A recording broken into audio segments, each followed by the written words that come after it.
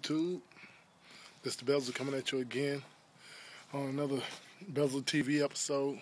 Right now, I'm out doing something a little different.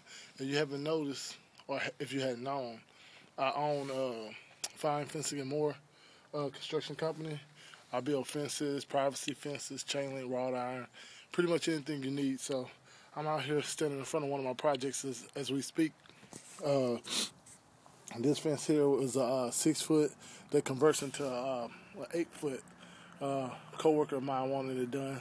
He got a nice little yard and everything, but I'm just gonna show you a little bit around how I do it. So right here, he wanted that. I wanted to get some before I started, get some of the lookout before I started. But you could tune in to my Facebook page at Fine Fencing or Corey Bell, and you can see some of my work in the beginning of it.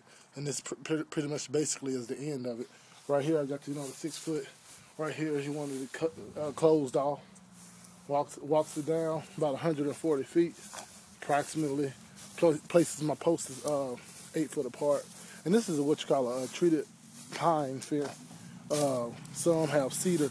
And the way you can tell the difference between treated pine and cedar is you have 3 rails on treated pine because the pickets, these are called pickets, dodger pickets.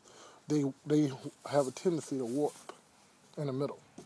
You know, if it's not treated pine, where cedar holds the whole fence. You know, you just have 2 rails, one up here and one down here. But treated pine, you want to put one in the middle so it doesn't warp. And once you do that, it can last just as long as cedar fences will.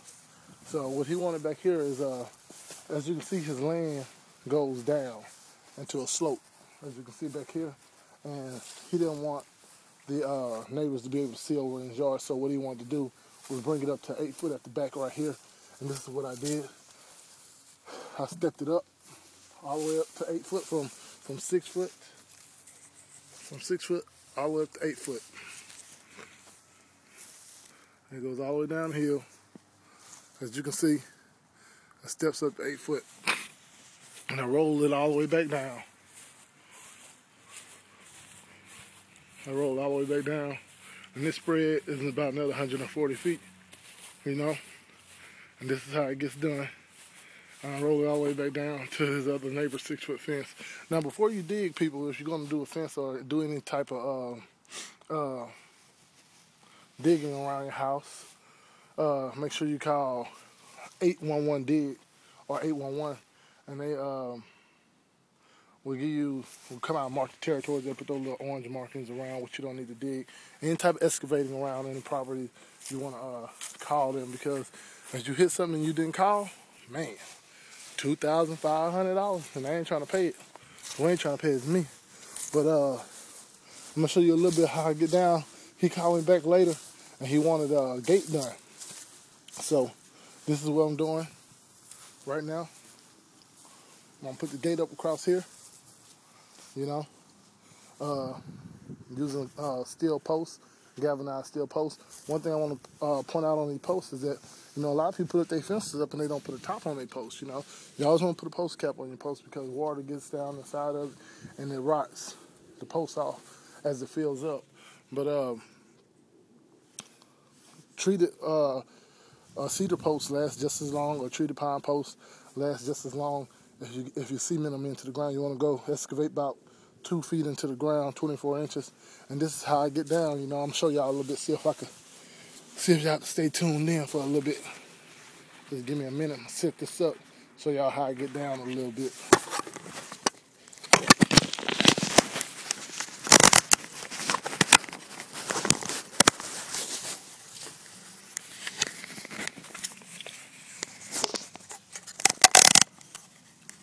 I usually don't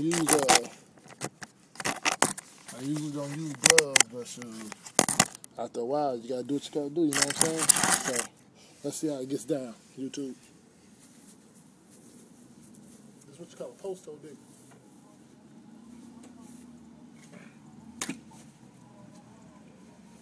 You go into the ground, about 2 feet.